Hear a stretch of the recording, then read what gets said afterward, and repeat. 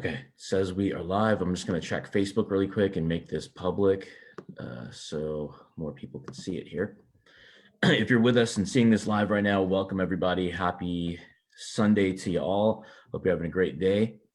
We are going to be going over some really awesome stuff. So this is going to be a good Sunday here with Will. I met Will this is Will Nelson. I've tagged him in the comments if you want to follow him.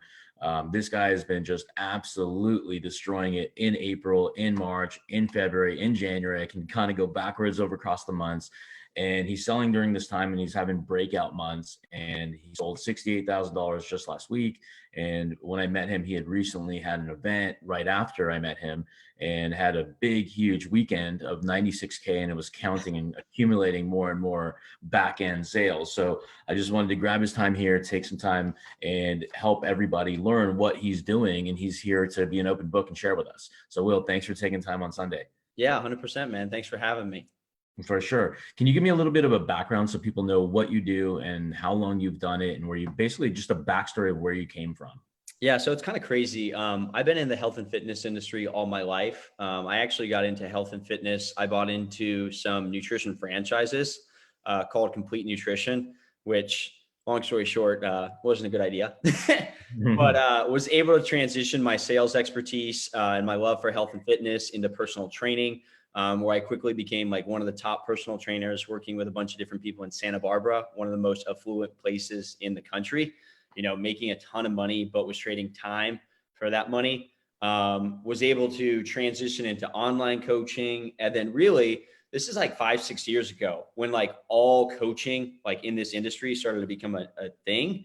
And I was just leveraging my knowledge and my expertise in helping others, because everybody started to reach out to me being like, dude, how are you getting so many leads? How are you closing all these leads? How are you doing all this? And I was like, well, I can teach you, but it's going to cost you.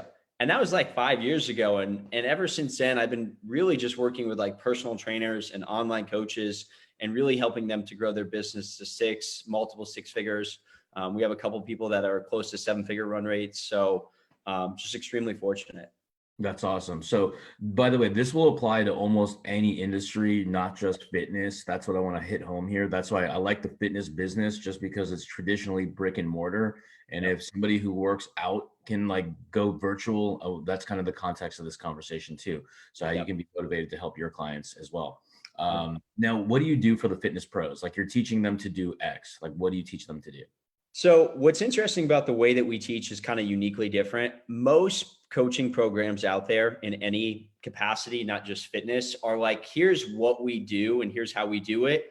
Like, do what we're doing. With us, we kind of look at where you're at and what you really want to focus on and help you kind of create an offer that aligns with who you want to be and who you want to serve. And then packaging in a way that you could sell for, 1,500, 2,000, 3,000, if not more.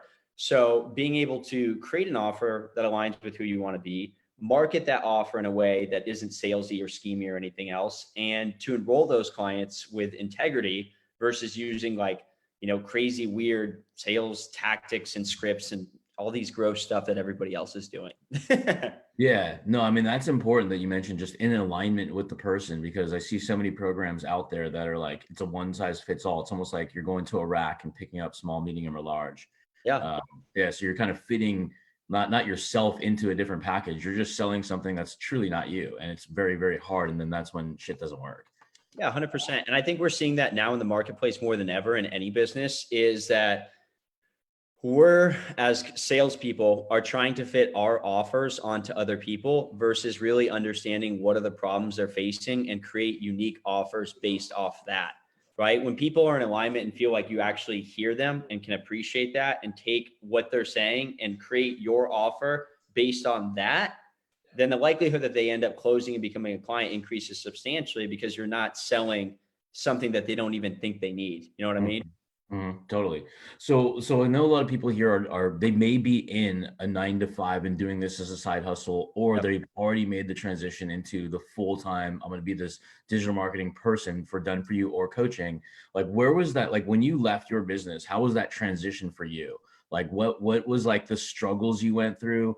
And then also, to stack one more thing, when was that breakout where you're like, fuck, why didn't I know this before? So that's a great question. I think for me, one of the things that I did, and I'm sure a lot of people can resonate with this, is I spent a lot of time trying to build, right? I was building, building, building, trying to come up with this amazing product or content that I could turn into a coaching program or I could offer.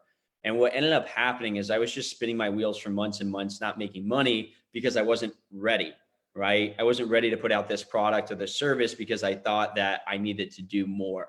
So what allowed me to kind of have this massive breakthrough is really just leveraging my expertise, using my personal profile and what we call authority attraction to really put out to the marketplace what I was doing and find people who had similar problems than I did, and then sell them on an offer that wasn't created yet, and then create that offer based off what they needed.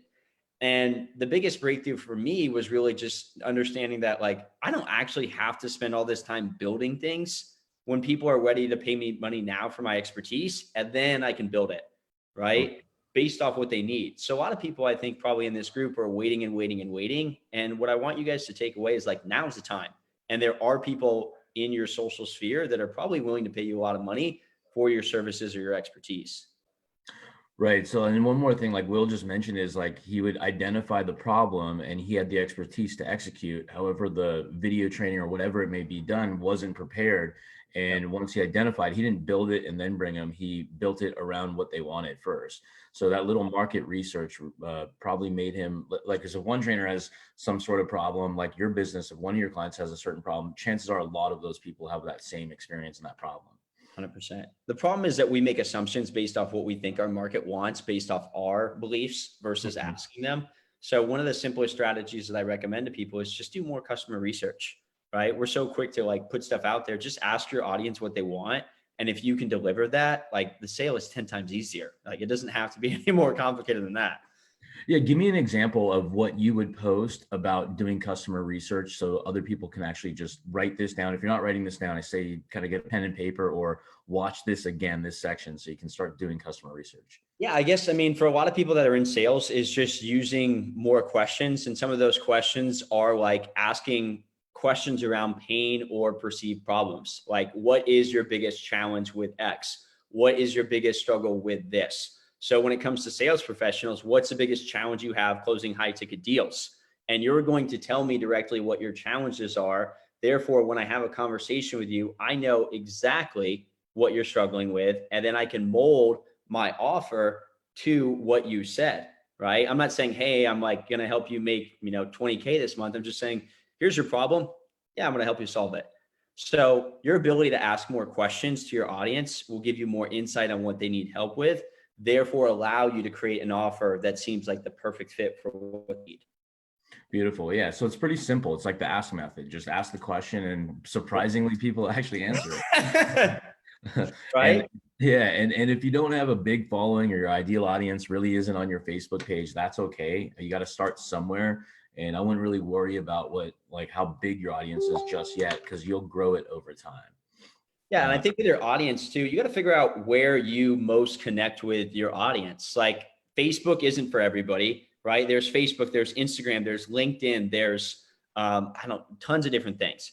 Find like one platform that you're really good at and just dominate that platform versus like trying to be on YouTube and Instagram and like just own that one platform and connect with people on there and build up your awareness and audience.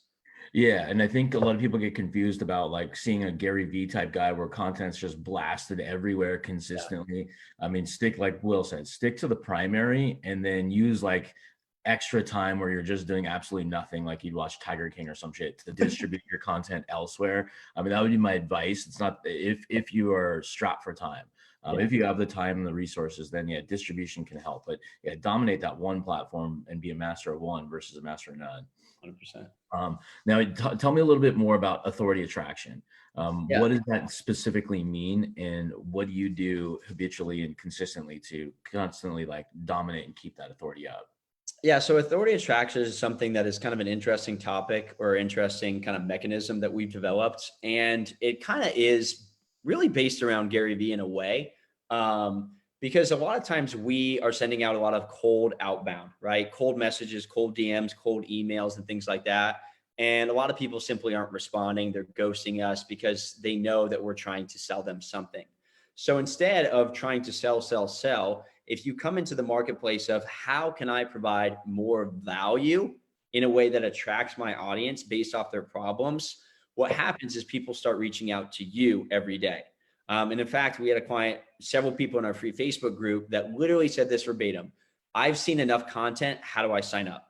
Right? When you provide so much value to people based off the problems that they're facing on a consistent basis, no longer are you having to send those emails, those messages, those DMs, because people are doing it to you, right? They're like, hey, I want to pay you money. So when you can leverage the marketplace as value based off the problems, no longer are you having those conversations because people just are naturally coming to you because they see you as the authority who's showing up every day and providing value on a consistent basis. Does that make sense? Yeah, 100%. So now give me some examples of what you do to give that value. Like, do you give away widgets? Do you ask questions? Do you do live videos? Yeah, so we've been testing a lot. And what we found for a lot of you guys that are in the sales industry is really just using real-time feedback, meaning that like literally my sales team will get on a call with, sorry, one of my clients just closed $1,900 just now. That's uh, So what we'll do is on our sales calls that my team is on, what we'll do is we'll use the verbiage that the prospects are saying and literally make real-time trainings or videos based around what their objections or problems were. So my salespeople will literally write notes of some of the things that they were struggling with that they told us on the calls. And I'll literally use that and make a training video that day. That could be like a PowerPoint slide. That could be just a video. That could be anything. But intimacy is really powerful right now. So instead of doing like a long form post or anything like that, literally just pick up your camera and talk about that issue or make like a quick slide or something and just take speed and take action. That's the thing that's most important right now. Now, this is nothing to do with selling, but you're taking action, going live. Now, what kind of device are you using? Are you posting up your laptop? Are you using your cell phone? How quickly and easily are you doing this? Literally, it's like I have a whiteboard and I like to draw things. So it's literally like I'll turn on my MacBook and I'll just start drawing on my whiteboard. Okay. I don't really want to make slides, even though everybody likes slides, but people like whiteboards because it's visual. So literally what I'll do is I'll just hit Facebook. I'll have my salesperson send me what they said. I'll copy that. I'll make that the title of my video. And then I'll get on my whiteboard and literally just start talking. And the ability for me to do that with speed has been the success that we've had over the last couple of weeks and even past, for the last few months. So basically problem, solution, problem, solution, problem, solution. So Yeah. it's basically, that's what you've been doing is just really educating your marketplace on how to get unstuck. Yeah, because a lot of problems that, like you said earlier, other people have, right? So maybe you didn't ask that question, but somebody else did. And if I provide a training on that and you watch it, you're like, holy crap, how does Will know? Well, because I asked everybody else and you're probably going through the same challenges. So my ability to deliver content on demand like that is literally changing the game. Right. So now in getting in front of your ideal audience and creating more authority and more attraction, you have your own Facebook group where you educate them in for free. Yep. So your Facebook profile you're using to create questions to drive them in the group, or how does that all work for your group growth? It's a great question. So my Facebook profile is really to brand myself as an authority, right? And to provide an insight of who I am and what I do, right? So as my profile, I want to tell people like I'm a real person still. Like, hey, here's Will, like hanging out with, like going to dinner, like going to the beach. Like, I don't want to take away my life from my profile, but I want you to know that, hey, I run a business. But like you said, my intention is to provide opportunities for you to join my group where the group is just straight value. I don't want to do a lot of like value things in my personal profile. I want to like hype you or bait you to come into my group where I can just focus on value, right? Value. So much that again, you're like, holy crap, I just want to pay you money because this group is so valuable. The intention for your group, guys, should be that somebody should be willing to pay you to be a part of that group because there's so much valuable information. And that was something that I was scared of. And I'll be very honest, is like, well, if I give people too much information or too much value, they're not going to pay me money. And that couldn't be farther from the truth. And that was something that I really want to like make a point is you cannot over deliver value to people. And if you think that people aren't willing to pay you, I'm telling you they will. I promise you. Mhm. Yeah, and then quite frankly, there's going to be a majority of the people that are open just to the free content, and that's okay Yeah. too. So if they take away wins and they make money and they screenshot you or give you a little kudos, that's just as good as currency as well, because that'll help you attract more people in the future. So some tricks and ninja tactics to grow the group. So you got your profile, you're driving traffic over the group, you're also remaining human on your group, so people know you're actually not a machine. And then when you're getting people in, like, do you go inside your group and use the invite thing, or do you get people to self-invite? So it's like, how do you get them in there, basically, other So than the personal profile? yeah, so two ways. One, I'll be very honest, we leverage other groups of where people are already at. So where's my existing audience hanging Mhm. out? Number two, I have a bunch of people that work for me as far as Mhm. my team, virtual assistants, salespeople, everything out, that we're constantly putting out content and information out there to drive traffic to our group. And then Facebook's algorithm usually does a good job just getting that in front of more people based off the title of the group. Mhm. Because I'm so consistent in the group and I'm posting and we're having new members join every day, Facebook is like, wow, this group is amazing. I'm going to put it in front of other people who want to be a part of this group. Does that make sense? Right. Yeah, totally. So so keep your group active, even if there's not too much activity, just so it looks like it's a living, breathing organism too, if you're actually going to go down that route. So So groups are that's a really good point. I want to make this known. I had a group of about 2,000 to 3,000 people that died. And your ability to be consistent in your group is going to be the difference of you thriving or barely surviving, because groups can very quickly grow, but they can also very quickly die. And I see a lot of people that have a huge group that are wondering why that they're not making money from the group. It's because you're not showing up.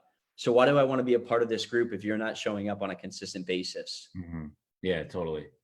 Yeah, I mean, a lot of people's dream, or at least my dream, was like, I'll start this group and other people will network and take it over. And I'm like, huh, that didn't work. So I'm like, oh man, I got to do this content thing every day. But when you find going on camera, it's so much easier. Like you mentioned, doing slides, that's a fucking pain in the ass. Like, I mean, maybe for a master class, yeah, but like for a Facebook Live, it's like, dude, you would have to spend a couple hours or an hour to do that, then do the live, and then it's still like not the like. I mean, it's easier off the top of your dome, and like you mentioned, a whiteboard. Yeah, I don't want to make slides. I don't have the time to make slides, Yeah. right? So I'm like, listen, I'm just going to pull up a whiteboard and I'm just going to start like writing stuff and drawing pictures and things like that. And if it connects with you, great. Like, Mhm. because I don't care about making fancy slides because speed is everything right now, right? Totally. Sales call. Whoa. Well, Yeah. I don't Sorry. have the time to make slides, right? So I'm like, Can you you hear good? me right now? Or do we pause? No, you're good. We're still Oh, good. okay, good. I accidentally clicked the button and the volume was playing actually on my Facebook Live. No, you're good. But yeah, no, like even the way we planned this live, um, right before we hit the live button, we're talking about what we're going to talk about. So speed of execution. I'm like, man, you already know what you're talking about. I'll ask questions and you'll know the answers. Yeah, I think your ability to take massive action and not worry about perfectionism is what's going to be the difference. Like everybody is so worried about being perfect. Who cares about being perfect? Like what attracts people to other people is your ability to be imperfect and just be very transparent about that, right? Like Mhm. I'm going to connect with somebody on a much more deeper level if they're just like if they're real, they're authentic and they don't have fancy like slides and PowerPoints. They're just like, hey, what's up? My name is Will and I can help you make some money. Like, Right, totally. 100%. Like when you were doing like with the videos that you're doing, like talk about how that creates the intimacy. Why is that important? well, so intimacy on two ways. One, intimacy because you get to see my face every day on a consistent basis, and energy. So that was something I talked to PD about earlier. Energy is very infectious. So I'm a very energetic person, as is, if you guys couldn't tell. So people want to be a part of that energy, right? They want to like have that energy because it's infectious. So like my ability to show up with energy and show my face on a daily basis creates that intimacy. Another thing that we've been able to do is in Messenger is sending like voice notes to people, from the conversations, which adds intimacy. For all my salespeople that are in here, Zoom calls. All right. We've seen a significant increase in close rates because of Zoom calls and Be Live and softwares like that, because I get to see you. right? There's an intimacy and a connection. And Raul, man, if I'm giving you my credit card for $5,000 or $10,000 or $20,000, dude, I want to see your face, right? I want to know that I can trust you and I want to see your face versus like, hey, do you want to give me like 10K? Like, yeah, let me write down your credit. No.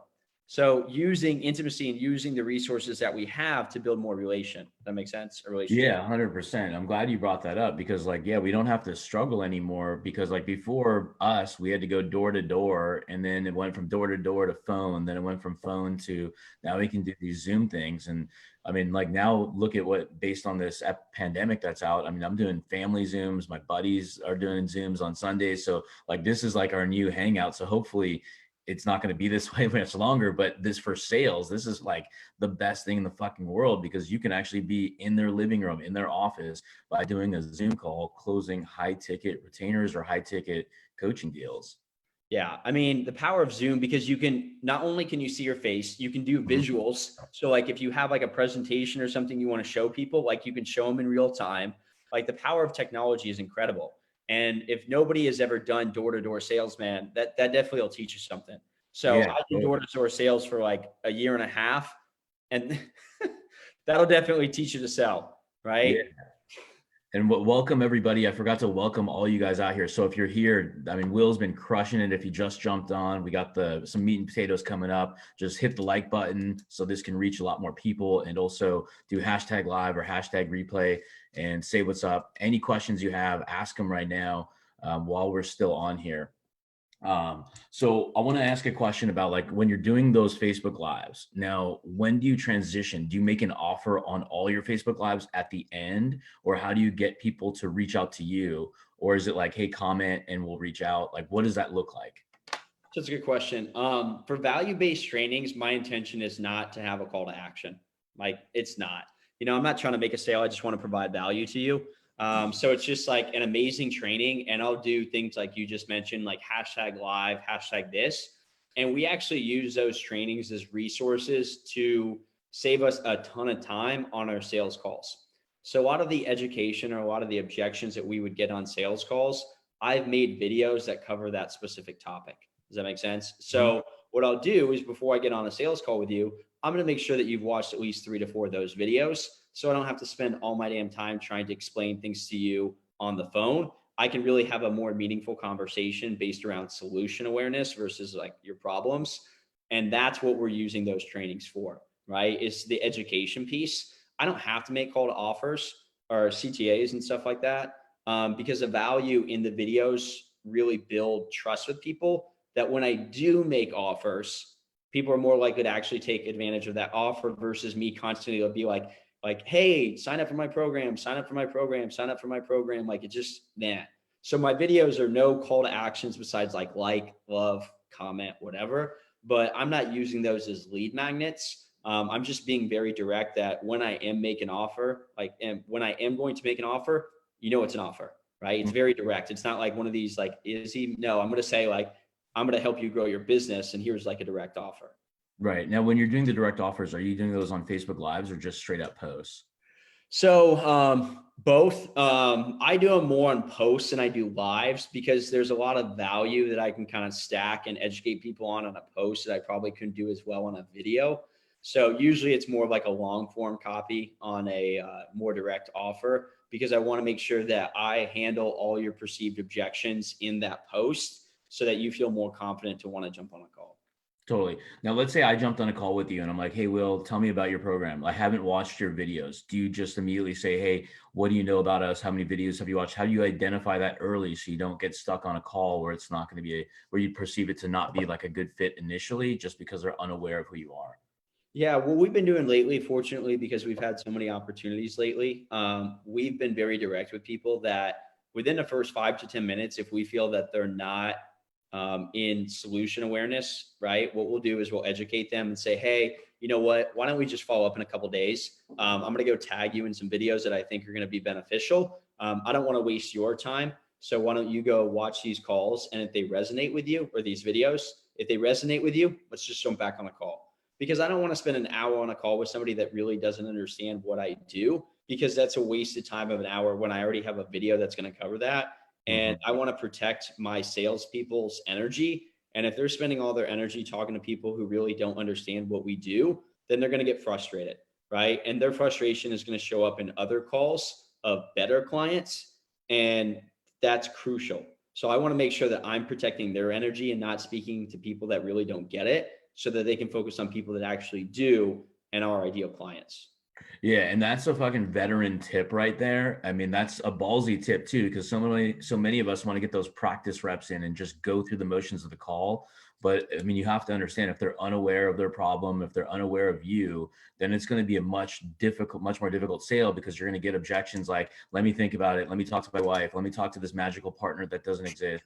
I mean, they're not really in a solution oriented call. They're looking for high level beginning of the journey, that the journey may be 2 months, 2 weeks, 2 years out, because they're just not ready to commit. So they got their toe in the water, not ready to kind of cannonball right into their future. So that was awesome tip right there, is just be aware enough to know that you can drive them back to your content, so you don't have to waste your time, because it is frustrating. We will all experience that if you don't already, and you still will the rest of your career, Yeah. because people will kind of misalign and kind of waste your time. So that's really, really cool. Cause like, I mean, I have those same conversations with Cody on my team, is when somebody has watched our content, they're ready to commit, and they just have a few questions for us. The conversations may go longer naturally, because Yep. we're already enrolled. But yeah, when I get the cold people, man, it's just frustrating. You're like, man, I got to get off this, because they know nothing about us. No. And they know nothing about the business or anything like that. Like, you're having a conversation with somebody that just doesn't get it. So you're spending all this time educating somebody that you can't even have a conversation about the product or the service that you're selling, because the education isn't there. Right. So you're trying to sell something based off a lack of education, and you're end up getting nowhere. Right. And they're like, well, even at the end of the call, like, you're going to get hit with like, oh, well, why don't you send me your website, or why don't you send me a PowerPoint, or why don't you send me some stuff so I can see that? Just tell them that in the first 5 minutes and get off the phone, right? Hey, here's some stuff. Go watch it. If that connects with you, let's get back on the call. Totally. That's absolutely huge. One of my friends does that. Like, they'll ask the question, hey, did you watch our 5-minute training video? And they say, no. Cool. Here's the link. Call you back in 10 minutes. So they just immediately eject and move to their follow-ups in that interim and call that lead back, so they know why they're on the call, and then make sure that, hey, did that sound like you should be in this place? So that's a little trick one of my friends uses. Another one that I personally use, and I don't know if you do this too, but like on my Calendly, when they book a call, I have a survey, and the last question is just a checkbox, and it says, yes, I'll watch the 3 videos on the next page, and I'll show up on time to our call. Yep. Yeah, the show up on the call thing is always funny, because you check that, but half the people, you're like, listen, like, you said you're going to show up, like, what's going on? You can't even show up for a call to talk about that's my favorite. People that want to grow their business, right? Who can't prioritize their business to show up on a phone call. Like, mind blowing. I know, right? So like, how is the transition? How has your clients handled this transition to virtualize their businesses? So it's a good question. What we do is uniquely different. And that's why I've been doing so many videos on the education more than lately, because essentially what we're doing is we're helping coaches to sell identity more than we are nutrition and fitness. And the reason why our clients, like I said, one of our clients just closed, I think he closed 6K in the last like 24 hours, which is crazy for fitness coaching, right? There's people are like, what? People are doing high ticket?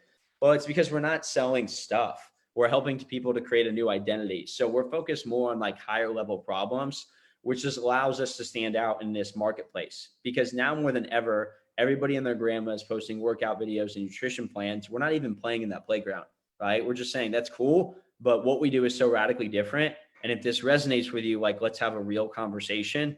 You can go watch those videos. You could always watch those videos because YouTube has them. I'm not even going to do that. We're going to position ourselves based around, again, the problems that you're facing, which isn't like you want to lose weight, which is like, hey, my life sucks right now because I'm stuck at home. I'm emotionally depressed. I'm emotional. I'm depressed. I'm worried about my job. Like, focus on more like life coaching. And I don't like that word per se, but positioning yourself as more of like, is like that supported role has allowed us to kind of differentiate ourselves and stand out. And people need that more than ever, right? And people need that community. So we're really selling support and community more than we are fitness. And by doing so, we've been able to really like actually dominate the marketplace for our clients because of how we're positioning ourselves. Does that make sense? 100%.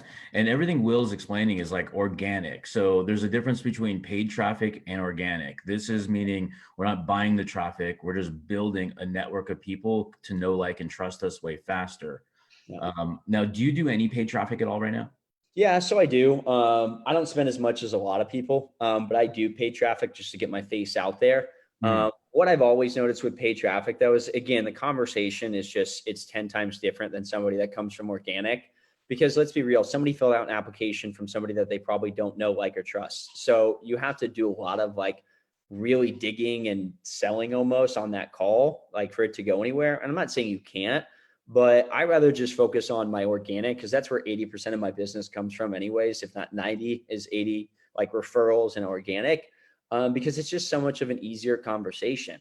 And it's mostly people that I want to work with anyways. And it's just, I just feel better about it. You know what I mean? And the marketplace is becoming more sophisticated. So like when it comes to paid advertising, like the old ways of like webinars and VSLs and stuff like that, just they don't work anymore, right? People have seen all that stuff. So your ability to have like a real conversation with somebody is what's going to be the difference or not, versus like you getting an app and that person not showing up for the call and being a bad prospect anyways. So Totally. Yeah, no, I agree. Like the paid traffic, we flipped our script like earlier this year or late last year, because we were going call to actions, get on a call, see how we could transform your business. And the calls went shitty because like some calls would one call close, others in real estate, a lot of people don't one call close, but when they don't, it's the follow-up game is challenging. yeah. So we flipped the script, just jump into our group, watch our free stuff, like we even flipped like some stuff we were giving away for free. We just changed it to $7, and the people would buy that, would order bump up to 97. Then we just added a 997 bump on the back. But those are the people that become the long-term clients when they commit a little of either money or their time into our content, and make it consumable and easy and valuable. So I agree with everything you're saying 100%. Like that's such a key thing, is staying consistent on your content. And people will ultimately bite. So there's a trailing impact. So when you do the videos, people aren't not like people today that watch like 5 or so videos. What do you see the time frame before they become a customer? Is there kind of like an average? Before, I would say about 2 months. People would probably like, they'd get on calls with my sales team and they'd be like, hey, I've been following Will for like 2 months, 3 months, whatever. Now it's like a week, if Right. that. Because everybody, like, especially in my business, it pretty much went into a time machine and like transformed 10 years. It's like, okay, now it's here. Like everybody has to do it. There's not a choice. So people are a lot more proactive in that way, that like, hey, I watched 3 or 4 of your videos. Like I need help now. So people are more proactive in that way than they've ever been. So that's why I'm so consistent on my content, because I want to drill just value as much as I can every day, so that like all your questions are answered, and that when you get on a call, it's, like I said, it's an easier conversation. But we're seeing a very quick turnaround as far as like, hey, I watched like 10 of your videos. Everything you said is completely different than anybody else out there. I totally align with what you're saying. How can you help me? Right? Yeah. It's a lot quicker now. And that's, again, why we've had that success. Like I said, we closed like 68K in the last 4 days, just because of that. That's awesome. And like, and also like when you built the group, like the energy of the group is good too. So people are supportive of one another, which you would never think like a competitor would support a competitor, but essentially it just became a community. Yeah. And what we're seeing too is, I love it. Me and PD talked about it, is like FOMO. So when I have this energy and I'm showing up each and every day and we're posting in our free group of all these clients jumping into our program, you're like, what the, right? You have Mhm. FOMO. If you're seeing like, I could post like 10 testimonials today. Like I'm going to screenshot that testimonial, like I said, of our client closing like $1,500 today, or 2,000. And people are gonna be like, okay, what am I missing? And constantly people coming into the group and joining our programs. Like if we're posting that every day, you're going to have FOMO and you're like, okay, this community is bumping. I need to be a part of it. How do I be a part of it? Because that environment is more important than anything. Like people want to be in a community with somebody that is a leader, that has that energy, that's infectious, and also people in the environment who are similar to them, right? The community. That's everything right now. Totally. That's just as important. Like, I mean, people, the buyer doesn't always realize that how important that is initially, but then once you're actually in, it's so fucking amazing when other people in your group can support complete strangers and answer those questions intelligently. Dude, our group is like bumping. Like our messages are like, where were you like 2 months ago, 3 months ago? Like, this is the best thing ever. Like, oh my God. Like and there's so many questions that are being asked right now, and other people in there are answering those questions for me, because everybody wants to support each other. Right. Totally. And when you can build a community or family, everybody wins. Right. And everybody feels like they're a pivotal part of it. Right. So like, I know a lot of people like to talk about sales, and they want to know the new framework, the new script, the new one-liners and stuff like that to sell. But I mean, it comes down to the more value you bring up front, the more people are willing to throw money at you when you hit their problem and you hit the pain and the solution, where it's that, whether it's the perceived pain or the actual pain, where you can like kind of give them their future. Right. So, I mean, it's like, hey, if we have the fucking shortcut, why go at it alone? College failed you. We can give you the precise information for your specific business, for your specific situation right now, right? Yeah. One thing I want to touch on, because you brought up a good point, is like sales and sales scripts. We don't use sales scripts, and we actually don't teach our clients to use scripts, because again, the market's pretty sophisticated. So the old way of selling doesn't really work anymore. So the more that you can just show up on that call to serve the person and to understand and seek to understand, the ability for that person to close increases substantially, because it's a conversation, right? It's not necessarily a sale. And me and PD have actually kind of changed up the way that we've been selling over the last probably 2 to 3 months. And the reason why we've had so much success is because like we're literally being on the phone to support people and really holding a mirror up to who they want to become, and then challenging them on becoming that new identity. But it has nothing to do with sales. It has nothing to do with what we offer. It's just like, dude, if you really want to become this person and tell me that you want to do this, and we're going to hold a mirror up to you and challenge you to become that person. And that's it. But it's just like having a real conversation with somebody and listening. Like, it's crazy, right? We're so focused to, oh, what is the next thing on the script say? No, just be a human being, like have a conversation. If I could give you a discount, would you move forward today? If you could, let me ask my boss. Oh man, I love that. I love that blows one. my mind. Uh, but yeah, so essentially, ultimately, you're treating your time and your appointments and your salespeople's time is like almost like a business savior hotline, if you will, for giving context to it. So it's like, how do we support you? What's pain? What hurts?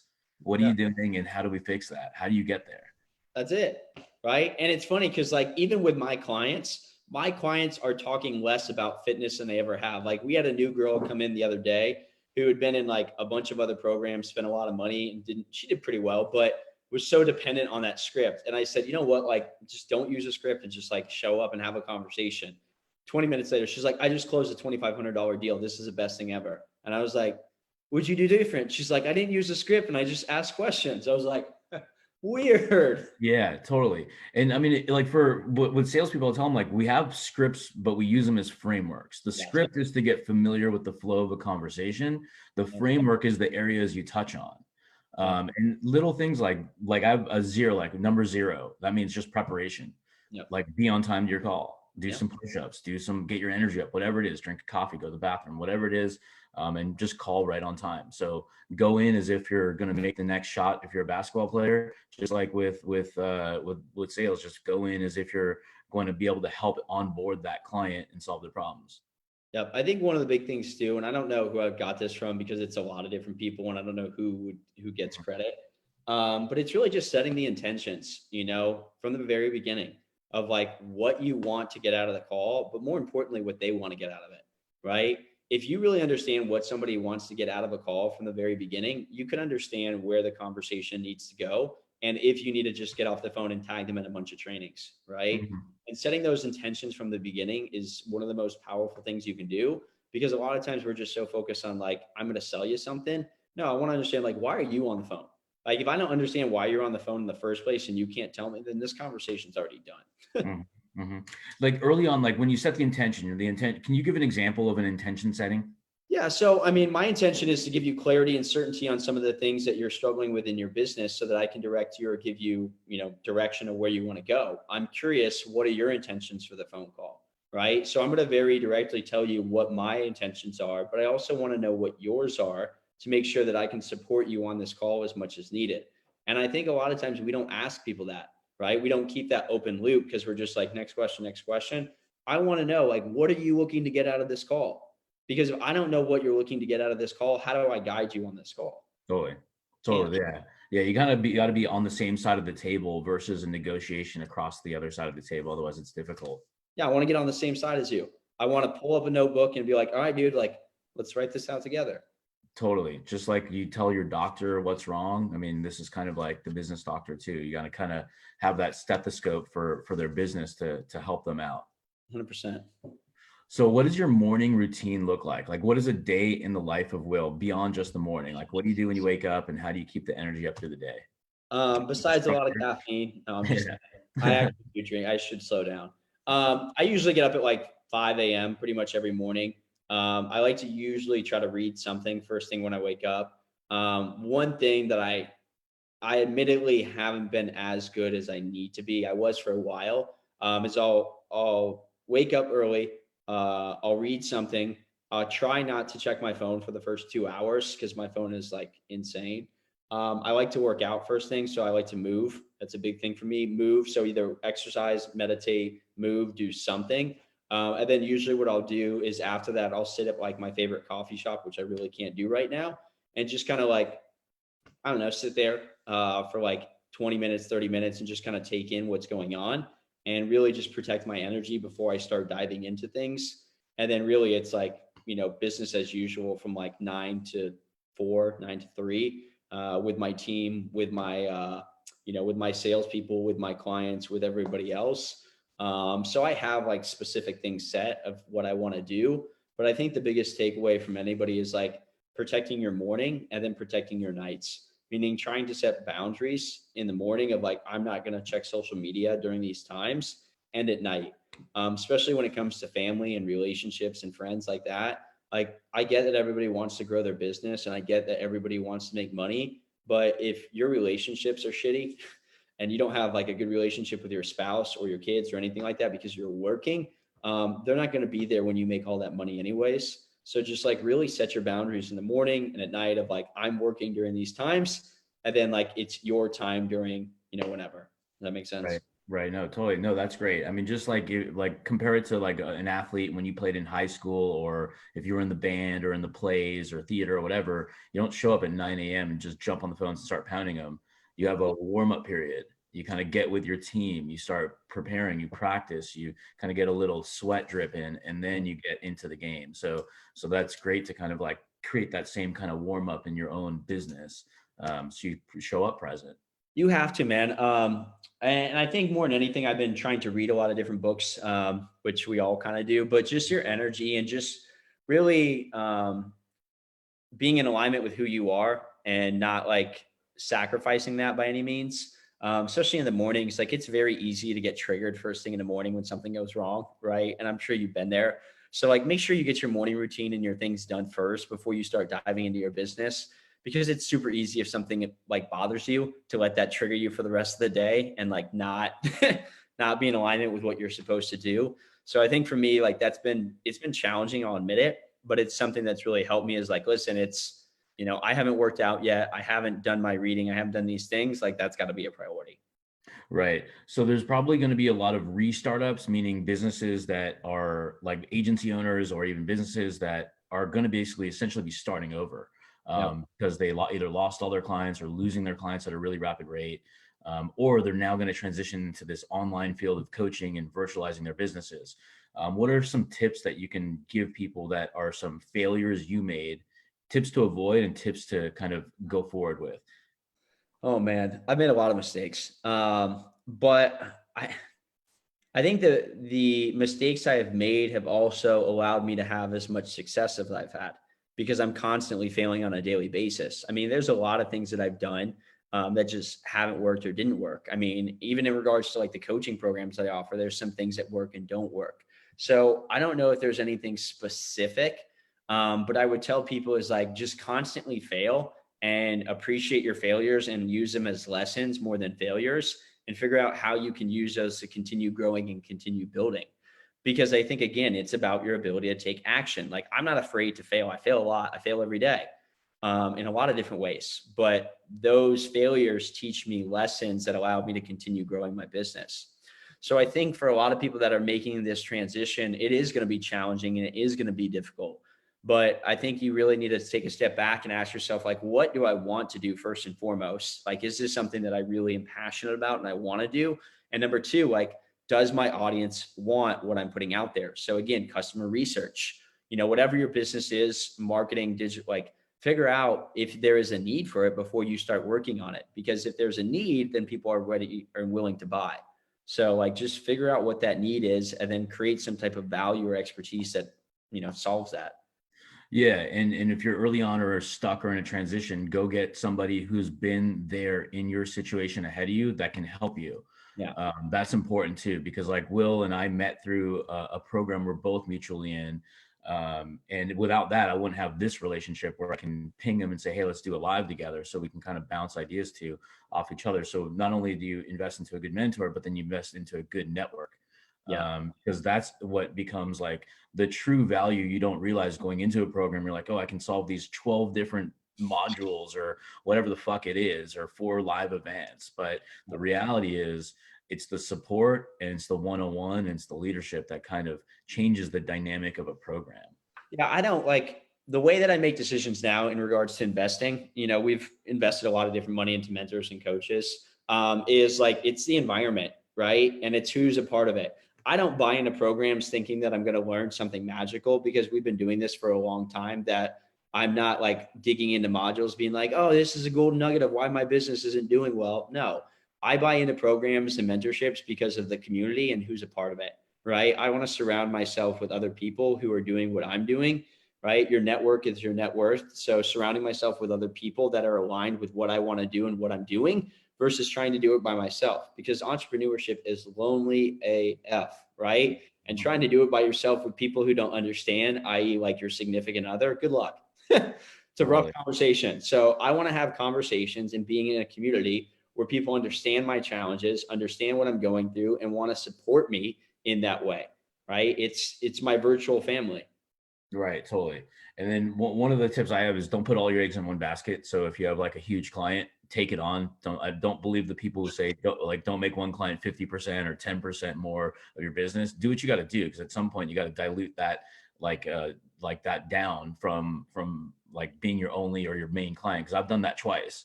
Yeah. I've had 2 multi-million-dollar projects and they were my only client. I focused only on them. I'm like, man, they love me, I love them, and boom, just gone. So then you have to restart fast, and those are fucking stressful times. So just diversify, keep going forward, get your message out there. Like the alignment thing can't be more clear, that Will touched on, is build your business around your life versus your life around your business. Because then you'll actually enjoy what the fuck you do. Because I've done it both ways. And one way, when you mentioned the relationship thing, man, I remember in like, I think it was 2010 Christmas Day, I was at the office till like 11. Yeah. At night, like from like 7 a.m. to 11, just fucking putting in work. And I'm like, man, there's honor and valor and just busting my ass. But then in reality, everyone hated me when I actually showed up when they were leaving Christmas dinner. Yeah. But it's a crazy thing because, like, again, we as entrepreneurs work so hard sometimes to create a life for others, right? Like, I want to be successful so that I can support others, like my family, my kids, my significant other.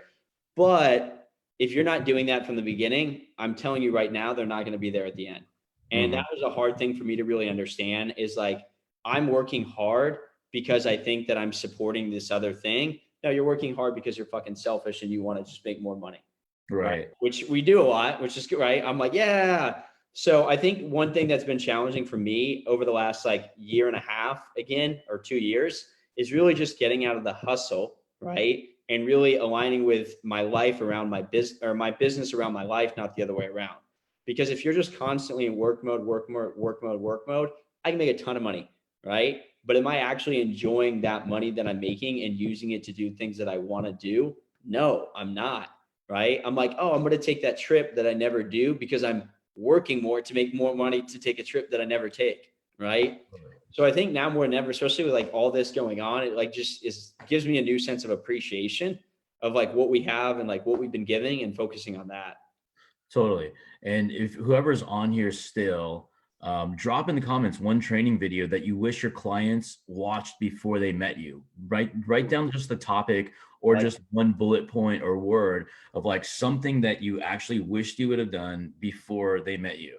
And it could be client testimonials. It could be a 3-minute video of like what we do. Like, what is it that you wish your clients knew before they met you? So when they come in, they're ready to buy as if they're standing in line at Starbucks.